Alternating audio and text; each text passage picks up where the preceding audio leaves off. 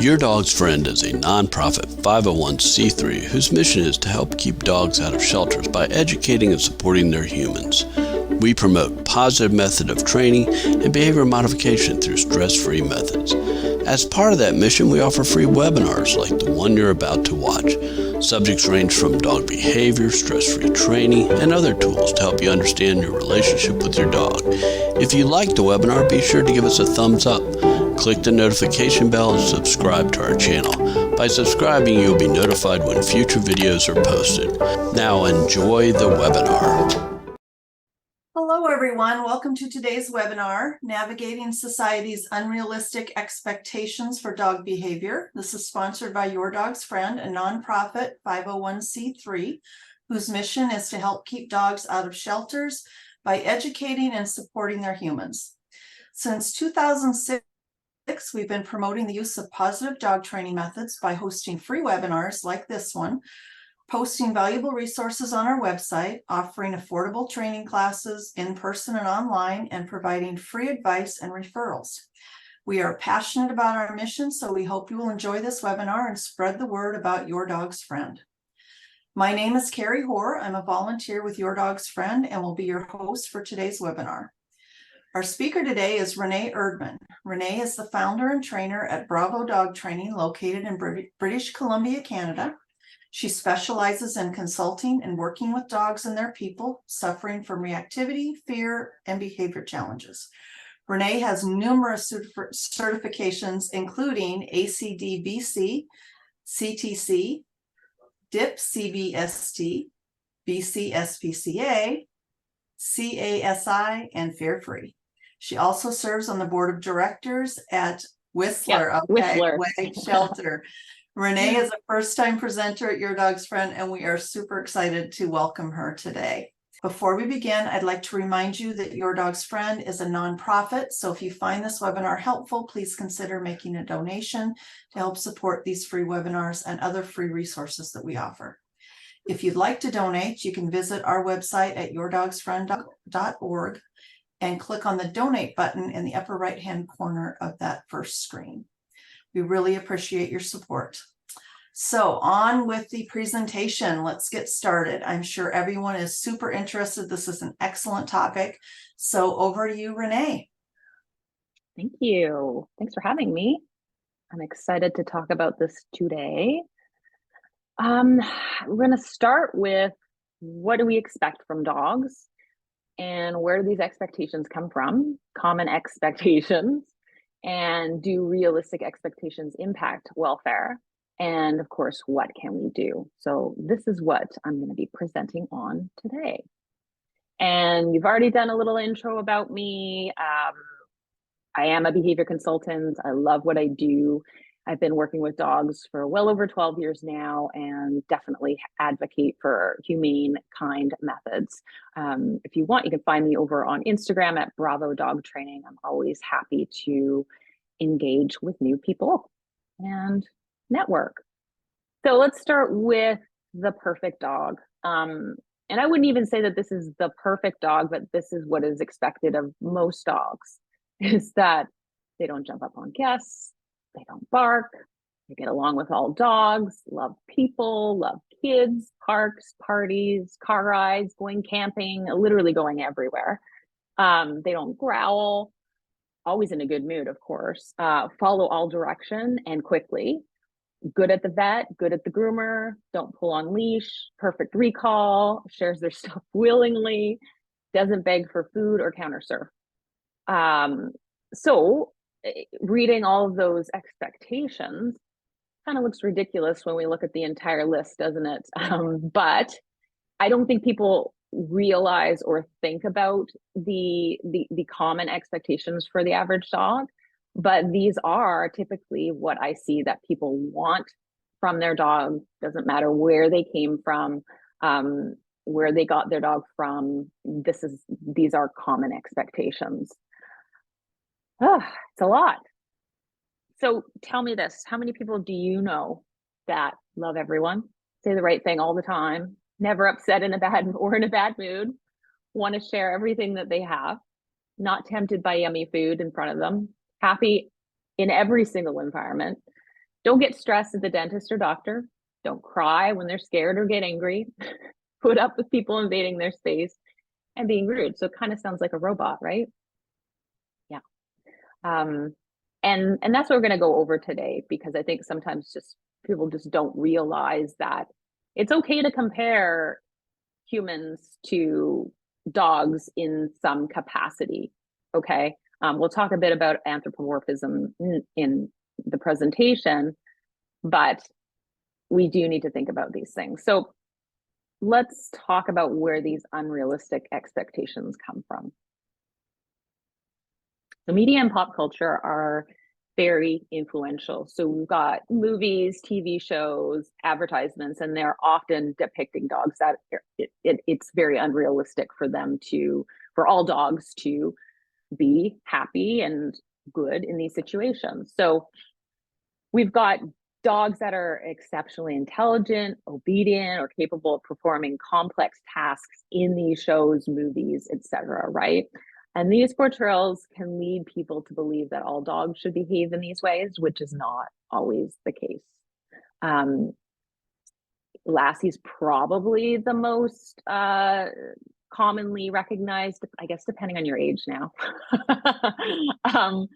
But even Marley from Marley and Me, that's the last image there. And feel free to chime in if you can think of any dogs in the media that really contribute to that sort of stereotype. But I thought I would go through some of them anyways. They look pretty recognizable. Social media, I think, is a big one these days because the comparisons are there, right? We've got the highlight reels, all the great things that people's dogs are doing, and a lot of influencers. And rarely do people give the other side of things, showing you the reality, which I think is actually very helpful to be showing that, dogs aren't perfect. It's not a thing. We do see perfectly trained dogs shown by trainers, and these are often marketing ploys. This is where it can be quite dangerous, in my opinion, and does lead to welfare issues, is that people want to see dogs misbehaving and then fixed in front of their eyes. And I say fixed is not a thing, by the way, but that's the word, that's the concept that's often used, right? And so there are some trainers that will feed into that, and that tends to generate a lot of interest, right? So that's something that is pretty common. And don't forget that social media is a marketing platform designed to sell you something at the end of the day, okay? There are so many humane trainers that are doing the best that they can to educate, but we often can't compete with that sort of shock value of dog not behaving, magic wand, now not doing the thing we don't want them doing, right? So social media is a big one these days. And I alluded to anthropomorphism, which attributes human emotions, thoughts, and intentions to animals, and then our expectations for dogs to think that they can act like humans, which, here's the thing, is it leads to frustration when the dog doesn't meet those expectations. So, in some cases, attributing, things like emotions and things like that to animals, I think, is helpful. But where it goes wrong is when we expect them to know they're not supposed to do something, when it's really the human preference. Like, yeah, I don't want my dog eating the cake on the edge of the counter, and he should know that's not acceptable. However, he's an animal, so he's looking at the opportunity. And comparisons, I think that is, we compare our lives to others, and of course our dogs are part of our lives, and if we're looking at highlight reels, we are seeing something that we might compare our dogs to, right? So again, I think social media plays a bigger part. We should have a completely separate webinar on that, I think. And misinformation about dog behavior. So species-specific behaviors are often deemed a nuisance, right? So things like digging, barking, shredding, which we're going to go into a little bit later, more in depth. versus meeting the dog's needs through appropriate outlets. So what I mean by misinformation is we're looking at behaviors as a nuisance and we don't like it and it's quote unquote bad behavior, but it's really a sign that we need to meet our dog's needs because they have species specific needs, right? And we can give them appropriate outlets. But our expectations is for these things to just stop. And when I say our, I'm referring to society. Breed stereotypes also play a role in this. So there are preconceived notions about certain dog breeds, right? Like lab retrievers are easygoing and friendly, or that all pit bull type dogs are aggressive. That is dangerous because every dog is an individual. Do genetics and breed are there breed traits in some situation? Yeah, that can't be denied, but it's not 100% of the time, right? So there are no guarantees. So we have to be careful when we're looking at different breed types, okay, and linking their behavior to that. There's just no guarantees. Let's move then to common behaviors that humans don't like. Okay. All right. So jumping up is a very common one, and I'm going to go through some of these behaviors that are very common. Humans typically don't like them. I'll probably go into why they're happening and why it's unrealistic that we think we can just remove them. Okay. Jumping up it's a social behavior for dogs. Okay. And I can pretty much guarantee that jumping up is always going to be rewarded at some point. May not be by you, but it will be reinforced, meaning something is added to the equation with the dog that then makes the dog want to do it more often. And when we're talking about that, it can be as simple as somebody giving eye contact, saying something, even saying no, touching the dog, pushing them off of them. So you can see why thinking we can just stop jumping up completely is unrealistic, because it's reinforced almost. It's one of those things that with jumping up now with clients is that I let them know, you know what, you certainly can work on this, but I want you to know the reality is that we are not fixing this, removing it from the dog, okay? Because it's likely not going to happen. Again, doesn't mean you can't work on it. And these are the things that we can do to reinforce other behaviors. So yeah, it's normal for dogs to want to do this. They want closer access to the face. There's lots of information for them to gather. Okay. And growling. Growling is a very common no. It's not acceptable. You can't, growling is bad. People get offended and upset, and you have to think about this. It's a low level warning. How many ways does a dog have to communicate, right? This is one of them. They can't tell us when they're uncomfortable. So we're looking at things like body language, growling, and we need to get better at these things. For living with dogs for so many years, I'm always really surprised that we don't, as a society, know more about their body language as a whole, and realize what their vocalizations, how important they are. Because when we suppress these lower level warnings, I'm uncomfortable, well, we might remove that warning signal and the dog only has a few ways to communicate. They're uncomfortable. Their body language they're showing us, I don't like this, but we're ignoring it. And they can't growl because we've deemed that not okay. So what are their options? Well, then we get things like bites happening, snapping and bites. So with things like this, we really need to address the why. What is going to make the dog feel better? Because that's where the growling is coming from, right? With all behaviors with our dogs, we really need to look at the why. Why is it happening? And so growling, it is a positive.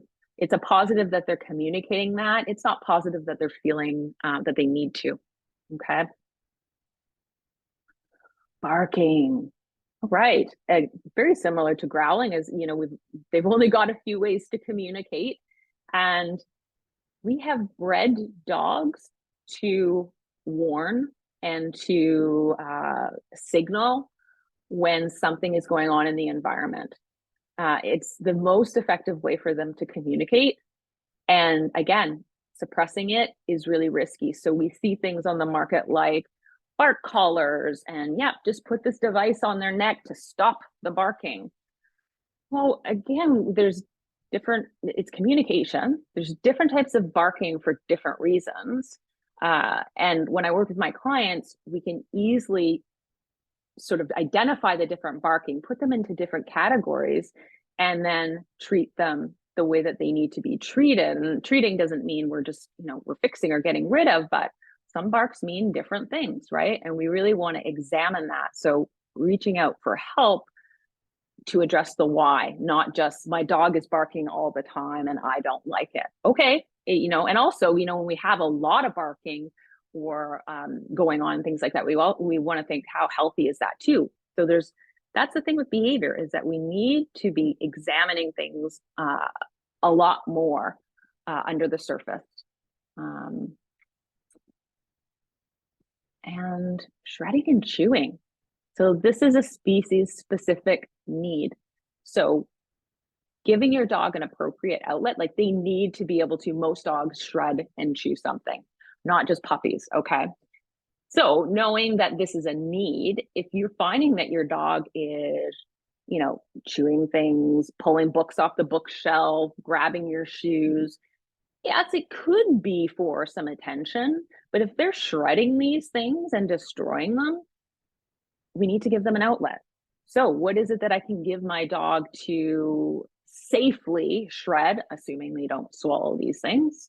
And then it's up to us as humans to manage and prevent access. That's a big part of our responsibility bringing animals into our homes, is managing and preventing things that we don't want them to do and not expecting them to know and understand. I don't know about anybody out there, but I really love utilizing boxes, cardboard boxes. My dogs love shredding them. Luckily, they don't swallow them, but they shred them. And they have a great time. And they're not shredding other things in the house because it's managed and prevented, and I'm giving them an outlet. Okay. Pulling on leash is a big one. And this is tough because I'm not always going to be able to convince people of this. I get it. You want to take your dog out for a walk, or you might have mobility issues. There might be safety issues. No, it can't be a free-for-all. I totally understand that. But what I want you to think about is 2-3 times a day. For some people, maybe it's only 1 time a day that they're getting their dog out on a walk. Imagine how excited you are, how all the smells and sights and sounds, they need to get it all in that walk, right? So of course they're going to want to engage with the environment, right? Their nose is so powerful. They're reading all the information that's been left for them from other dogs. And imagine having not being able to have access to that because you're on a short leash. Your person is saying, let's go, let's go, let's go, not giving you an opportunity to engage in that. That has to be extremely frustrating. I advocate for longer leads when possible. I know that there are bylaws for a lot of people that you have to have a certain length of leash. So I'm advocating for when possible using longer leads and having fewer rules on walks. It's their walk. They don't get a lot of freedom. A lot of dogs don't get a lot of freedom. And so I understand, again, safety. Yes, I absolutely work with clients on specific training exercises, but we've got to be realistic that they need some freedom when it's safe to do so. Otherwise, what's the point of that walk? It shouldn't just be physical exercise. You've got to get out, and I've got to get out, because actually a lot of times the walk becomes more centered around what the human wants. and they want to get their steps in, and they're on a limited schedule. And not everybody's going to agree with me, but I really do think that those walks need to be centered around the dog, right? Must be good with kids. Okay, so not all dogs have been socialized, or maybe they've had some bad experiences with children. So parents need to do the work ahead of time. If they already have a dog and they're bringing children into their life, they need to do some work. There's no guarantees. You can have a puppy and raise them with children, expecting them to be okay with everything that kids do, but that's not the reality. So children need to be trained as well what's appropriate. What are they looking for body language? How much space do dogs need, and when? Keeping children away from food and resources. It's a lot of parenting going on when it comes to dogs, but that there is no guarantee that they will be great with kids. Maybe they're good with some kids and not others, or certain ages and not others. But I think that expectation that they have to be good with all kids isn't fair. So yeah, patio and party dogs. I think the reality is that a lot of us get dogs to share our lives with and enjoy certain things with. So we may have a picture reel going in our head before we get a dog of all the things that we can't wait that we're going to do together. We're going to go hiking. We're going to sit on a patio. We're going to go to friends and family members' homes with dogs. And I think I get that. I think that I know I have done that even. And the reality is that we can't guarantee that. And dogs are allowed to have preferences. I have preferences. I certainly don't love big crowds. It can be overstimulating, food, music, people, other dogs. We just can't expect all dogs to like what we like, right? And even if you, again, get a dog as a puppy and socialize them, meaning socializing just quickly would be, to the best of our ability, we are providing experiences that resonate in a positive way with the dog. They're not overwhelmed. You can still do all those things and they can still have a preference at the end of the day. And I can tell you that because my puppy is now 6.5 months old, and me as a quote unquote expert have tried to do everything right, and she still has preferences. She still has things that she dislikes, despite my attempts to execute the best socialization on the planet. Okay. So I think this is another one that's really important for us to grasp as a society, that there's just no guarantees that they're going to like these things, and forcing them into these situations is unfair. Again, referencing body language. Once you become an expert in reading body language with dogs, you cannot unsee it, by the way.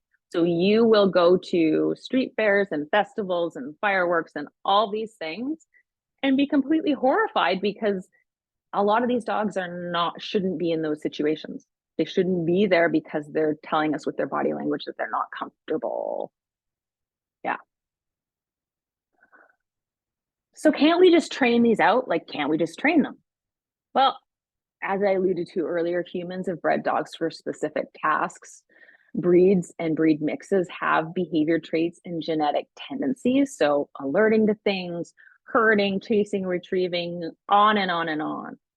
Right? So if we are responsible for breeding these dogs for specific tasks, and then we don't want them to do them, but only in certain situations, again, the fairness meter is alerting me, not fair. Animals don't communicate the same as humans, right? Their options are limited. They can vocalize, and they can use their body language, and they can use their behavior as well, like physically what they do, right? So if that is how they communicate, no, we can't necessarily just train these things out. It's that's how they communicate. It would be like telling me I can't talk, right? And species have species-specific needs, and they have to be met. When species-specific needs and breed-specific needs have not been met, this is where you see the behaviors that you do not like. Destruction in the home, you name it. A lot of times we're looking at, hey, well, does the dog have an outlet to do that? Digging, chewing, shredding, seeking, sniffing. So those are all things that when you're having behavior challenges and you're working or seeking out a behavior consultant, they should be addressing those things or asking you questions. Are their needs being met? Okay. Renee, we've got a great question that kind of fits in Ooh. the should we or can we train a behavior away? Cool. John says, so my dog doesn't like greetings in tight spaces. Can that be reversed, or is that a preference that isn't reversible? Ooh, good question. So I don't know your dog, and we also can't ask them. I would say that in a situation where there are tight spaces and he doesn't like them or she doesn't like them, there are some things that we could work on to try and attempt to change those associations. That, there are lots of things in the world, sadly, that we can't avoid with our dogs. And so the goal is always, how can we change the emotional response to the animal? And there are some things. So there's no guarantee that we could reverse it, but could we make it better for your dog? I'm always hopeful with the right approach. Yeah. So hopefully that helps. Humans, by the way, we're inconsistent. So there's no way at some point in time that you're not going to reinforce a behavior that you don't like. I would love to see someone somewhere prove me wrong on this, but we're very inconsistent. I am as well. So my expectations are very realistic for my dog, who, when I have meetings in my office, for her to be in my office in her sort of pen area, am I going to reinforce whining at some point, or am I going to consistently be able to ignore that? Oh, I'm human. I am going to err. And so if your dog barks at something or jumps up, it's not realistic for us to think that we can just ignore behavior. And ignoring behavior as an approach to change behavior is not recommended, and it's not effective. Now, let's move to whether or not these unrealistic expectations impact welfare. Yeah, they absolutely can. So what can happen is some people might resort to different types of training methods and tools to try and suppress behavior that they don't like. And that can involve physical punishment, pain, discomfort, yelling, aversive techniques and tools. And yeah, if these things cause physical and emotional harm to your dog, then that's impacting their welfare. Okay. And please don't send me messages about collars and tools and things like that. I am fully aware how behavior suppression works, okay, and how it impacts welfare. So then what can happen is we can have stress and anxiety happening because maybe guardians are putting their dogs into stressful situations that they don't like because they are sort of forcing the situation, or they don't understand their dog's body language. Or maybe the human decides, I'm going to train this out and I'm going to train the heck, with my dog for long durations. And that can result in a lot of stress. So yeah, and getting upset with our dog when the dog doesn't understand why. Again, those expectations of my dog should know this. Most of the time they don't. And that can cause stress and anxiety, which is definitely impacts welfare. And we can see dogs relinquished as a result of perceived and real behavior problems, of course, right? So dogs that are put into situations that they shouldn't be, or feeling stressed and anxious, that can result in dog bites, especially around children. And it's very real that dogs are abandoned and surrendered. They are for a variety of reasons, but behavior problems is one of them. And problems, again, I'm putting that in air quotes because, you know, some of the things that we've gone over today are nuisances and we don't like them, but they're not necessarily problems for the dog. And we can see it a relationship breakdown. And to me, that is the key cornerstone foundation of everything is your relationship and your bond with your dog.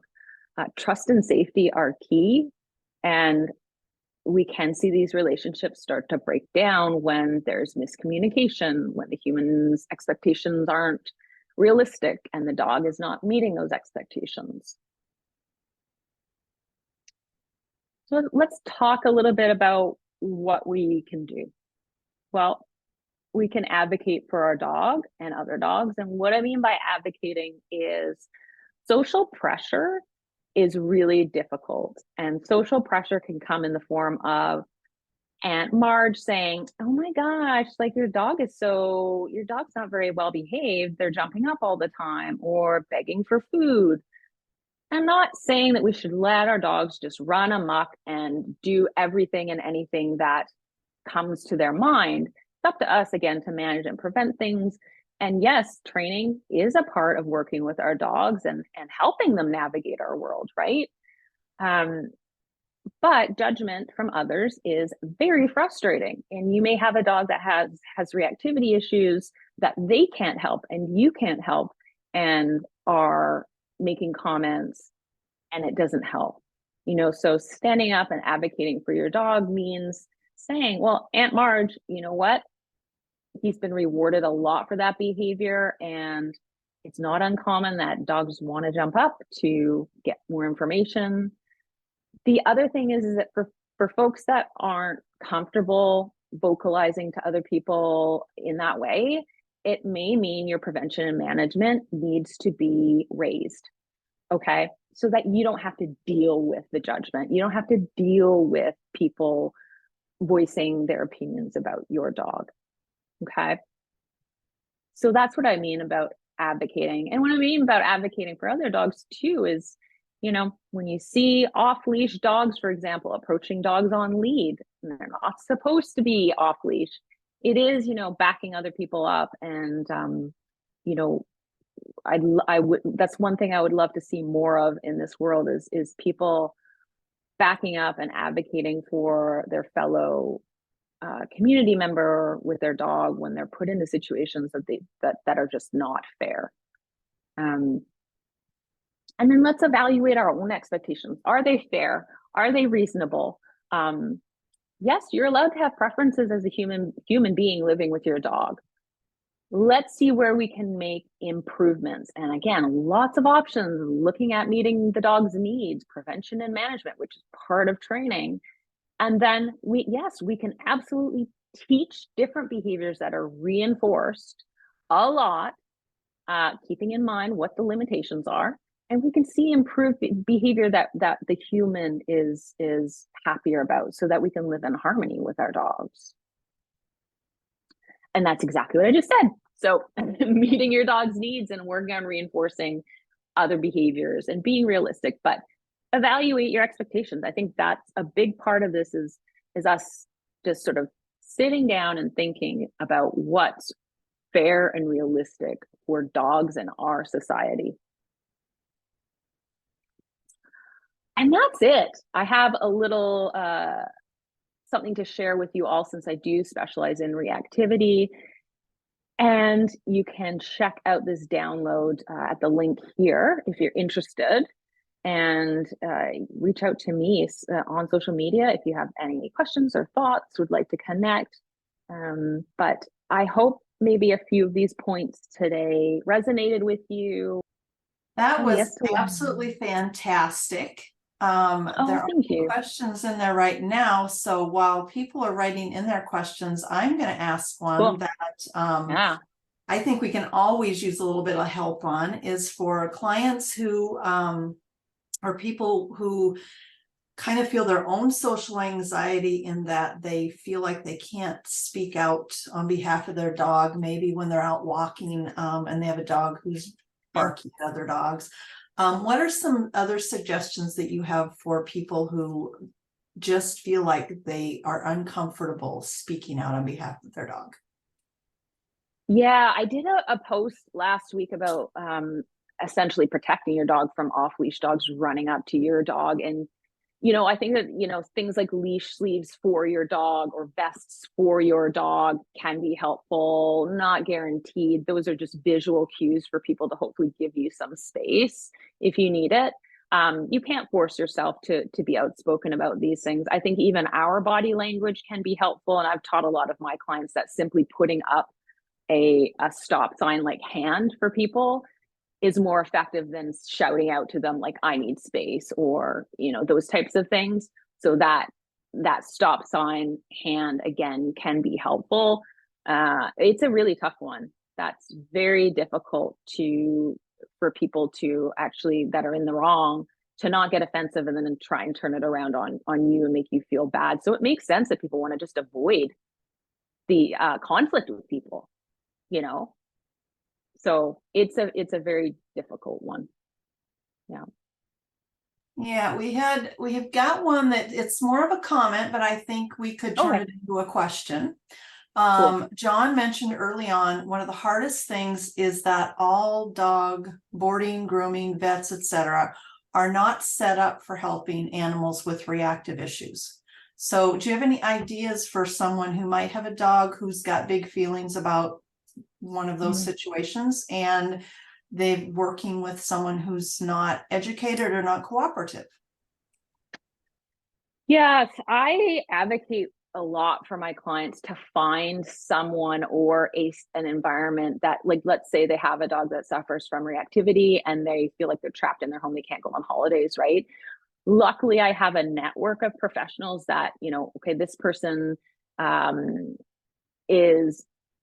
does in-home boarding, for example, and specializes in dog reactivity and that type of thing. You may be limited depending on where you live. Do you know what I mean? So let's say you're limited. You can't find a dog walker / house sitter. You're stuck with this one place. I think communication is really important. And there's nothing wrong with sitting down or requesting to sit down and discuss your dog's needs and things that you would request and require if they were going to stay there. And they can either say yes or they can say no. Do you know what I mean? And there's no harm. You never know. They may be happy to do that for your dog. It's hard to say, but that's a tough one. And I think leaving your dog in anyone's care, there's no guarantees, right? So it's really hard finding somebody that's on the same page and educated about what your dog needs. Yeah, excellent thoughts. And I reiterate again, there's no harm in interviewing someone before you release them to put hands on your dog. 100%. One other one up here earlier on, something someone's heard anecdotally is that the reasons dogs jump is because it feels good to them when they're jumping. It could. I mean, a lot of these things we will probably never know. There's not a study for everything, right? But it probably feels good because there's a history of being touched. I can only deduct, again, it's really difficult when a dog jumps, not for them not to get something out of doing it. Otherwise they wouldn't be doing it. That's just how behavior works typically, right? Exactly. So, yeah. Let's see. Liz asks, what are some examples of how you can meet your dog's needs so that the problem issues like barking, leash pulling, or digging aren't coming out in the ways you don't want them to? Right. So leash pulling, for example, are there opportunities for you to take your dog on what we call decompression walks, which I believe Sarah Strumming could be credited for that, which is long line walks in an area where the dog gets to basically do whatever they want, that enrichment, right? Can we find a balance where if your dog needs to be on a shorter lead the majority of the time, that they have opportunities for the opposite?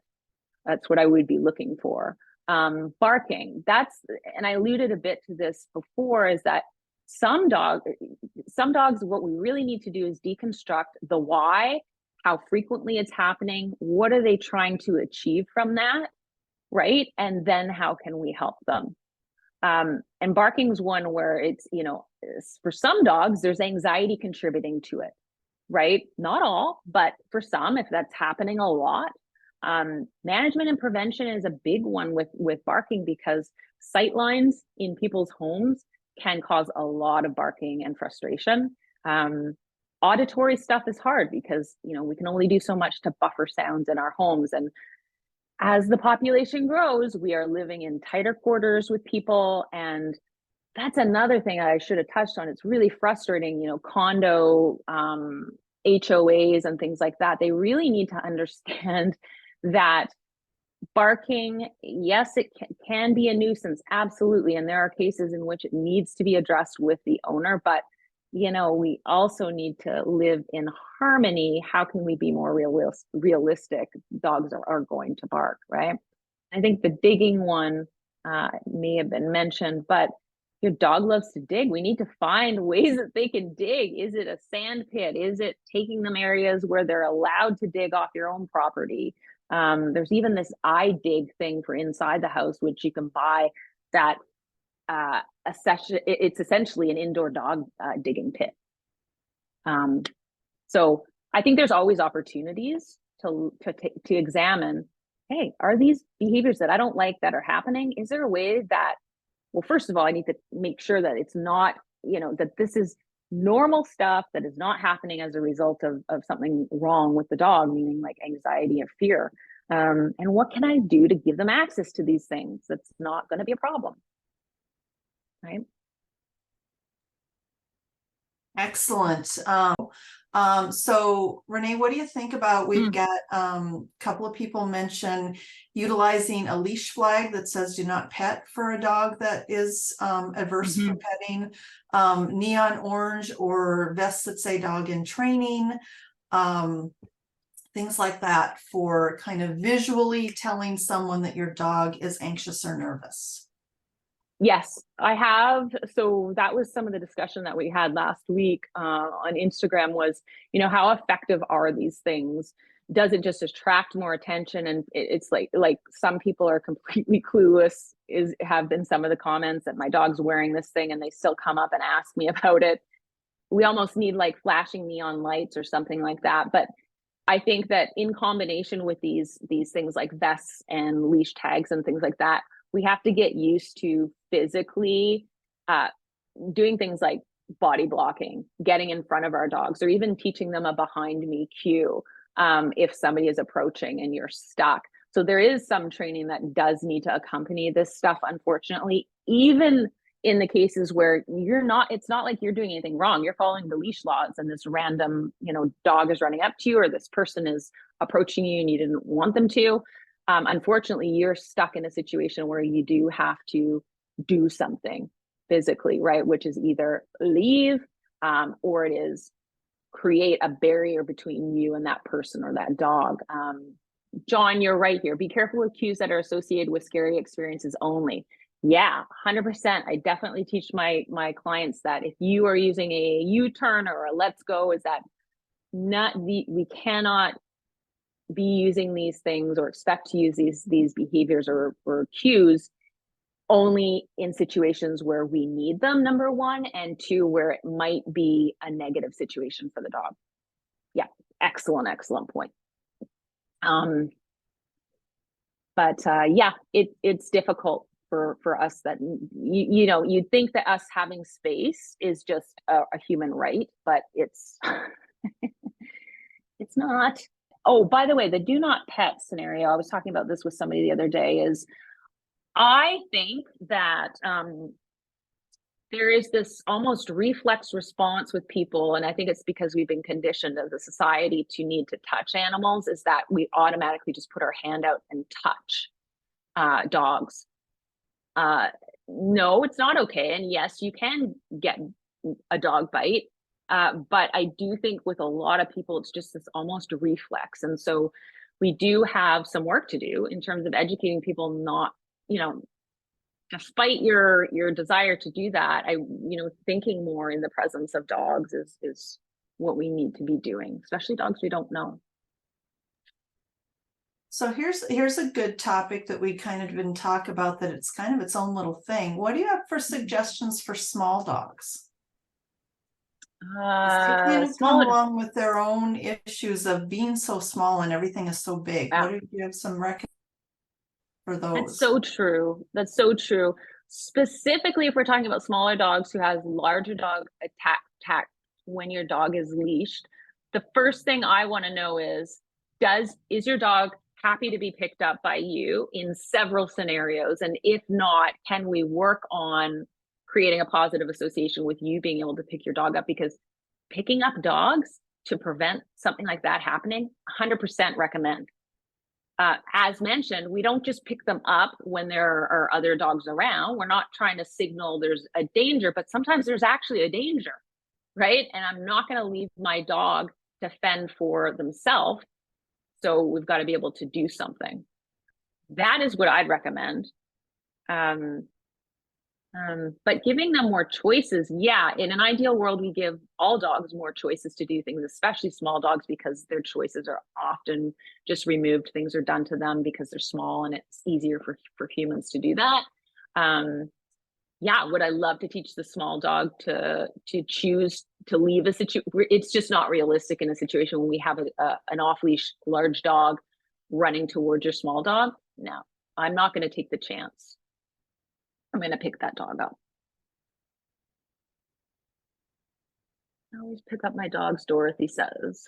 The short person. I've had dogs jump up. Yep. And that is a risk. Yes. So you go to pick up your small dog, and then that dog is jumping up at your dog. Yes. I think what we need to learn is get the heck out of there quickly, not just pick up your dog and stay there. It is leave, right? There's no perfect solution. I also think that if we're having this happen frequently, I want to know, where is this happening? Do I need to stop going to some of these places? At the end of the day, my dog is my priority. Somebody being offended isn't. But yeah, we've got to be vigilant. Yeah, having another person with you is helpful in that scenario. Yeah, somebody who can run interference, right? And it's not going to change overnight. Like if you're trying to change like society and culture, and like that's not that takes many years of education and practice, right? And so education and knowledge is everything, and it only takes one person at the dinner table to share a tidbit of information that somebody might not know to start sort of changing minds. And I will say this is that people have to be open to information in order to change, right? So it's just being realistic about that too. We do got one other question here. My puppy is 5 months old. We are still working on the basics. She is great with kids and has learned to go on her pee pad. I like your suggestions and comments. She's a Chihuahua mix. So yeah. Nice. So. Yay. Keep working at it. And that bond is everything. I really haven't done a ton of formal training with my puppy Penelope, because it is the bond and the relationship that I am so focused on, and it has paid off in spades. So Renee, thank you so very much for all this great information, and it's been so helpful. Thank you to everyone who joined us today. We're glad you chose to spend your afternoon with us, and we're going to conclude the webinar there.